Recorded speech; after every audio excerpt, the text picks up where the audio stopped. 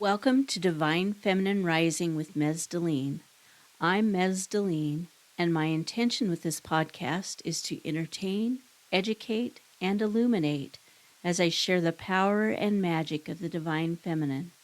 Thank you so much for being here. I am grateful for your time and attention. All of my life, I have wanted to help people. That's all I've ever wanted to do, and it's been an interesting life because I've done some interesting things along that line. So when I was a kid, I wanted to be a doctor. I wanted to grow up and be a doctor so I could help people, help heal people. And then as I got older, I realized that perhaps that wouldn't be a good idea for me because I was super highly sensitive. I was very empathic. Those aren't words that I understood at the time, but that was the truth of it. And I thought if somebody under my care died, if I made a mistake, I just wouldn't be able to live with myself. So then when I left for college, when I was 17, I thought I'll be a nurse. And I felt like that way I could still help people heal, but I wouldn't have the ultimate responsibility, right? And so then that didn't work out. I quit college and moved to the boonies in Oregon. And a few years went by, and I still felt that calling, that compulsion to help people. And I started belly dancing. And while I was belly dancing, I was at an event, and someone introduced me to the concept of healing through Reiki. And so I took a Reiki class and learned how to do a Reiki treatment. And for those of you familiar with Reiki, you know that it's a healing method. If you're not familiar with Reiki, it's a healing method where you put hands on someone else and you allow healing energy to flow through you and into the person that you're working with, and then it flows back to the universe. And so as it comes through you, you take what you need also. And so as you give Reiki, you're also receiving it. It's very cool. Well, then I just wanted to give people Reiki. I wanted to start a business where I made appointments and gave people Reiki. And I was told that the state was going to require people to get a massage license so that they were licensed to touch people. And that never happened. It's, I don't know, over 30 years later, and that's never happened. But I didn't know it wasn't going to happen. And so I became a massage therapist. And what I learned is that I always wanted to help other people. I had no problem putting my hands on other people, giving them massage, giving them Reiki. But during massage school, the way you learn is you trade with each other so that you have practice time. And the thought of me taking my shirt off and laying on a table and letting someone massage me was like, ah! And that's when I realized, it came to me, that old proverb, physician heal thyself. It's like I understood that I needed healing myself before I could work with healing other people. So that was a wake-up call, and I spent years doing massage therapy and Reiki. It was wonderful. Then my life diverted in a different direction. Long story short, I got married. We ended up with 3 businesses. I was raising my son and all those things. And now currently in my life, I do something completely different. And I have to say that it is my most favorite healing method I've ever facilitated into the world. And that is, I have an aura camera, and I go to events, psychic fairs, festivals, and I take people's photos of their auras, and then I give them a reading and explain what I'm seeing. And I also am intuitive, and so information will come through for the person that I'm giving the reading to. And it's just the most magical, powerful thing that I've ever done. And you might think, how is that? What's powerful about taking a picture of someone's aura and giving them a reading, right? And what it is that when people see their own beautiful light, something shifts inside of them. There's just nothing else like it, to have that visual of your aura. And I have people come all the time and they say, oh, I'm afraid to have my aura photo taken because I think it's going to be ugly. Well, let me tell you, I've never seen an ugly aura. And personally, I can see energy, but it's not in color. So the camera helps, makes it so that I can see the colors of the person's aura. And people ask me, well, how does that technology work? Because basically the way you do it is you sit in a chair, the person is sitting in front of you with the camera, and you put your hand on this hand plate. When you're looking through the camera at the person, you just see the person sitting in the chair. As soon as they put their hand on that hand plate, the colors of the aura appear. And I can't tell you how that works. To me, technology is magic because I am not a technological person. But it is like Kirlian photography, which can photograph energy. It's like, how they can photograph infrared. That's people's energy that the camera is picking up. So technology has brought us to a point where we can actually photograph people's auras, and it's amazing. And so then the other thing that my program does is it shows a picture of the chakras. So I can give the person a photo of their aura, which is, they're sitting there. It's like a bust shot, and their face, and then the colors all around. And then I can also print off a picture of their chakra system. And it shows, the health of the chakras and if they're in balance or not. And so it's pretty amazing. And the colors all mean something different. And so far, I've never had anybody say, that's not true. I had a really fun time this weekend. A mother and her daughter's boyfriend, they each got a photo of their aura and of their chakras. And as I was talking to the mom, the daughter was kind of standing behind her, at her shoulder. And the whole time she's like nodding her head. Yep, yep, yep. She just kept nodding her head. Everything I said, she'd nod her head. And then she says, we've been trying to tell you that, Mom. And I said, well, hopefully hearing it from a stranger will help it sink in more. So the reason I'm telling you about the aura camera and the chakra photos is because there's something that I see repeatedly. The most common thing I see is a tiny heart chakra. So the other chakras can be all vibrant and healthy looking. And then there's this tiny little heart chakra. And I'm shaking my head. You can't see me, but it just blows my mind how many of those I see. And it doesn't mean a health issue. I mean, it's possible it would. My intuition will tell me one way or another, but so far, I think I've only one time felt like there might be some kind of physical issue, but it's what I call the giver's heart. And what is the giver's heart, you might ask? Well, that's a person who gives and gives and gives. They are a giver, but they forget to give to themselves. They love everybody else in their life. They are always giving out love, giving out their energy, helping other people, and they forget to direct that energy towards themselves. They forget about self-love.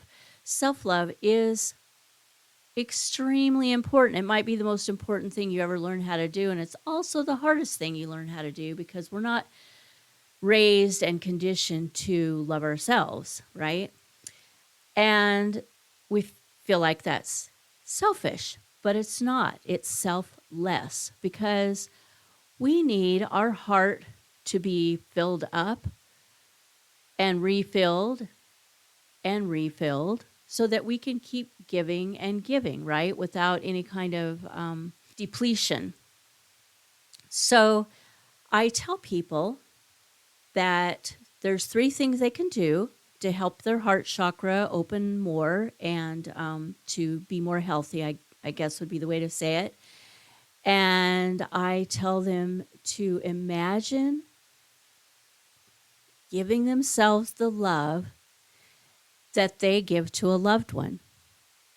So when you look at your child or your spouse or your mother, somebody that you love dearly, and you feel that emotion in your heart, that is what I want you to think about giving to yourself. And the second part to that is every single day in the morning and in the evening, if you remember, put a note on your mirror if you need to. You look in your mirror, look in that bathroom mirror as you're washing your hands or after you wash your hands so that you can be completely focused. You look at your own eyes. Look yourself in the eyes and say, I love you, and mean it and feel it and smile at yourself. And then the last thing I tell people is to allow themselves to receive, because givers have a hard time receiving. They are all about giving to everybody else, right? But they don't want to bother you if they have a need. They don't want to call and ask for help. They don't want to bother you. And so they try and do everything themselves. And so what I explain to people is that by allowing yourself to receive, you're allowing others to give. Now, when you give, doesn't it make you feel good to give? Well, yes, it does. So when you allow someone else to give to you, they get to feel good. So see how it's a two-way street there. Giving equals receiving. So it's important for giving to equal receiving. As you give out, also allow yourself to receive, right? And one of the things I tell people about that is if somebody gives you a compliment, say thank you. Don't say, oh, this dress, or oh, this old thing, or oh, I'm not pretty. Or, people, when people do that, they're discounting that other person. That other person isn't lying. Why would they come up and tell you look beautiful today? Especially if it's someone you don't know, like a stranger. I do that to people all the time. I love that color on you. Your hair is beautiful. I love giving people compliments. I love watching their eyes light up because they've been seen. And I don't have any expectation of anything in return. It's just something that I like doing. And so when someone says, oh, this old thing or whatever, when I say, oh, that's such a pretty dress, I just want to say, calling me a liar, like, when they discount what I say. Of course, I don't say that, but I think it sometimes. So the other thing, the second most common thing that I see with my aura camera is a tiny throat chakra. And the throat chakra is about speaking your truth, speaking up for yourself. And people often don't speak up. They stay quiet. I used to be one of those people, so I know what I'm talking about. You sit in a circle of other women, or you sit in a meeting and everybody's giving feedback, and you sit there with your mouth shut. And for me, it was, I didn't think that what I had to say was that important, right? And what I want to tell you all is that what you have to say is just as important as what anybody else has to say. So it's okay for you to speak up, speak your truth. And the other thing is to stand up for yourself. So don't let people walk on you like a doormat. Speak up for yourself. You're important. And it's important for you to know that what you have to say is just as important as anybody else. And sometimes it might be even more important. It might be exactly what that group needs to hear, or exactly what that other person needs to hear. What you have to say has the potential to change someone's life, or maybe even save someone's life. And that seems dramatic, it seems extreme, but I've seen it. It's reality. So if you're extremely shy, like I used to be incredibly shy, and I'm still shy, but not crippling shy like I was, because I remind myself that shyness is fear, and I'm all about overcoming fear. But if you're too shy to speak up out loud, write it down. It's all about getting the energy of the words out into the world. So even if nobody reads what you write, you have released those words into the energetic environment, right? And into the source of all that is. So you might start by keeping a journal. And in that journal, it doesn't mean like a diary where you have to write down everything you did every day, but write down the magical things, write down the things that made you happy, write down the things you're grateful for, and make a note of these things. And if you have a thought or an idea about something, write that down. We always think we're going to remember, but we often don't. So take that time to journal and write down things that come to you. And then learn to speak up. Learn to use your voice in the world.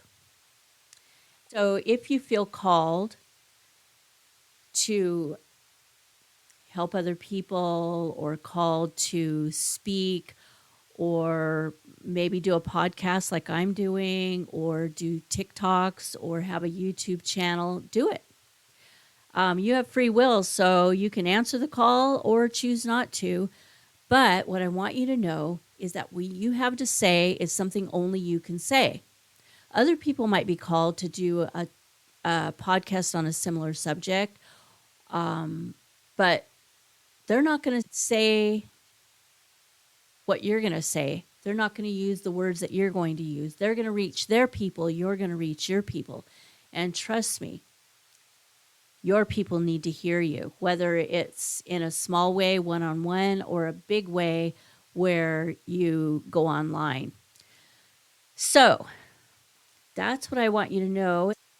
This Aura camera, I've thought about it. Like, why is it so powerful for people? I can't even explain how amazing it is when I'm reading the aura photo for people and their chakras, and they just get emotional.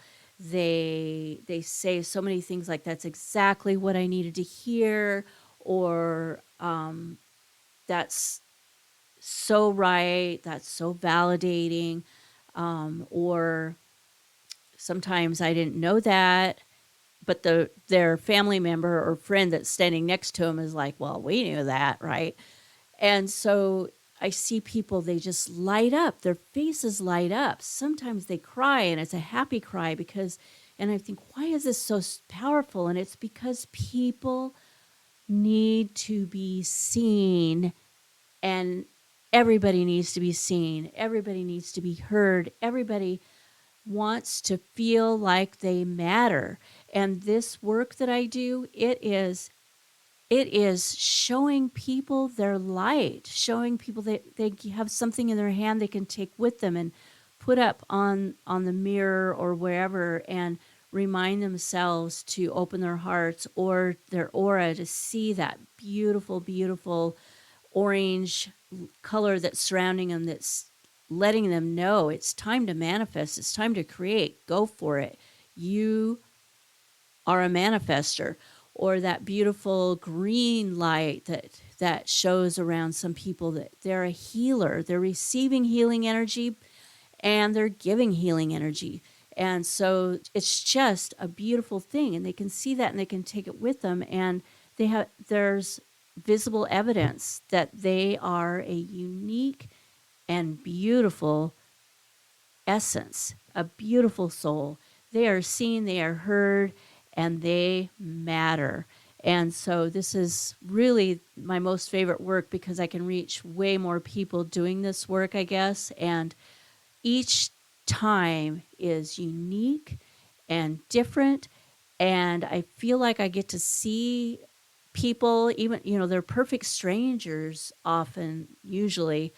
And I get to know them in a way that is just an honor and a blessing to me. So anyway, that's what I want you to know about is the giving and receiving and speaking up for yourself. Speak your truth. What you have to say is important. Allow other people to help you because that replenishes you and that allows them also to give. So if you're a giver, allow yourself to receive. And if you're one of those quiet people that's afraid to speak up, I hope that you learn how to speak your truth because the world needs to hear what you have to say. I love you all so much. And I want to thank you for joining me today. My mission is to help bring back the balance of the divine feminine to spirituality.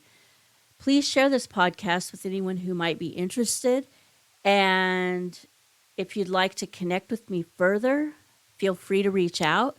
You can find me at Mezdulene.com, Divine Feminine Rising with Mezdulene.com, Mezdulene Bliss or Mezdulene on Facebook, TikTok, and Instagram. Also, please join my mailing list if you'd like to receive my newsletter. You can find it on my website, Mezdulene.com. Allow the light of your love to shine. Be the change, lead the way, and always remember your light of love is a needed gift to the world that only you can give.